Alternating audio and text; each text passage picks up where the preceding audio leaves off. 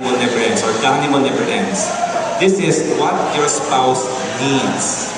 And then if you're anything like me, you'll say something like this. Yes, yes, let me tell you, my wife needs. My wife needs to stop nagging me to death. My wife needs to be a good cook because I'm sick and tired of all this sunog na pagkain, sunog na whatever you call it. And she needs to give me a foot massage so that I'll be in heaven every night. I come up from a hard day's work. She needs to do this, she needs to be that. The other thing is this.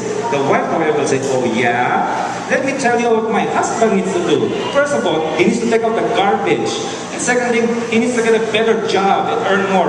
Why? So he needs to give me more jewelry. And yet, however, that's not the point of the book. Next slide.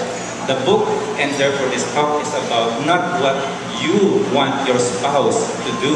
It's what you yourself, as that spouse, needs to do and to become. Let me repeat. This talk is what your spouse needs in you, not in the other one. Many marriages, I've learned, get into trouble because we want the other spouse to shape up. Do you understand what I'm saying? If only my wife would be this, if only my husband would be like that, I'll be happy.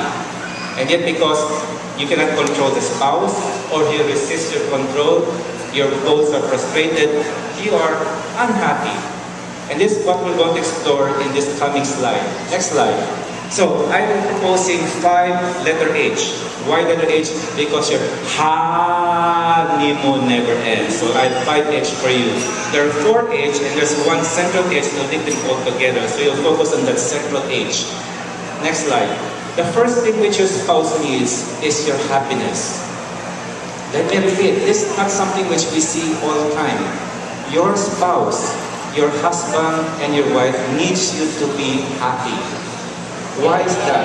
Practical reason number 1. Can you imagine waking up every day to this face? If you're the wife, you open your eyes and you look down at the guy next to you in the pillow and it looks like this. And you cannot imagine how it would look like if the wife looks like that. Can you imagine how depressing the marriage would be?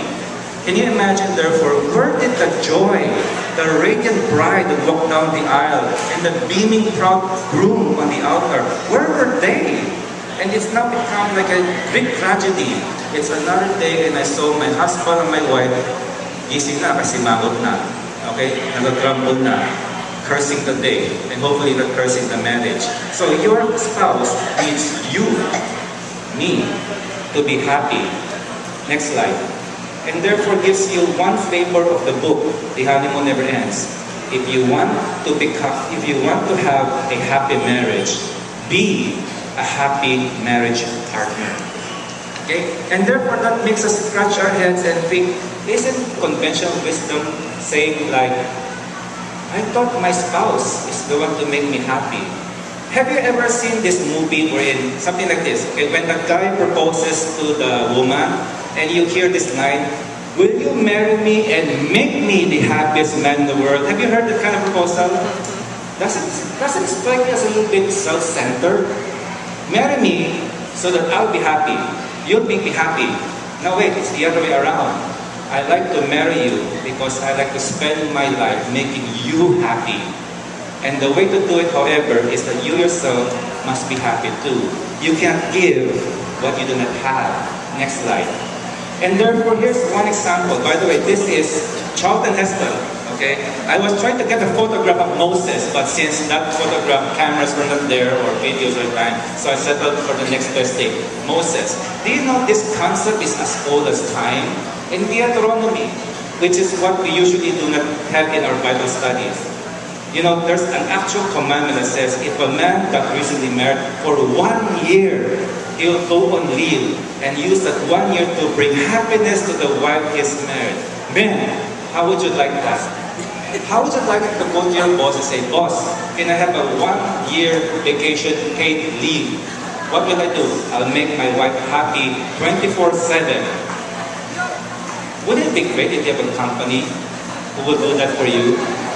Okay? And this gives you the basic concept. And I hear people now smiling, oh, sana mangyari yun, no? But this gives you the concept as old as time. The husband is to bring happiness to the wife. It's foreign for the husband to say, you wife, bring me happiness. Nothing like that. And of course, common sense will tell you, why stop at 1 year? Can you imagine telling the wife, okay, my 1 year is over, now you're on your own, baby? No, it implies also a lifestyle of making the wife happy. Okay? Vice versa, it gives you the implication that the wife will also bring happiness to the husband. But here, the burden of the book is for husbands. Okay? This is because I'm a husband. I'm speaking as a husband to fellow husbands, but the wives can also benefit also. Okay? So, look at it this way, next slide. So therefore, if you want to have a happy marriage, be a happy person. If you want to give joy to your spouse, be joyful and pass it on with your spouse. The happiness must be from joy that overflows from your heart, and it nourishes the thirsty heart of your spouse, and heaven bless it that it will redound to the hearts of your children and to the people around you. And therefore it's like this promise that a happy heart makes a face cheerful, and then, next slide, and therefore a cheerful look brings joy to the other person's heart. Think of it this way, when somebody goes to the room smiling, what will be your natural reaction? You'll smile too. If a person goes to your office, malaking problema, grumpy, what will happen to you? Chances are you reflect the same mood. So guys, initiate the happiness. Be happy. This is the paradox which I wrote about in the book, and I try to explain it somehow and live it out. There's a paradox. We are to be responsible for our own happiness, and then we will try to make the other persons happy. The wife, when she becomes responsible for her happiness and makes the husband happy, guess what happens? You have a win-win situation. Both are happy, and it becomes a joyful marriage. Okay? I hope you understand. There's a full chapter about cultivating joy in the book. Next slide.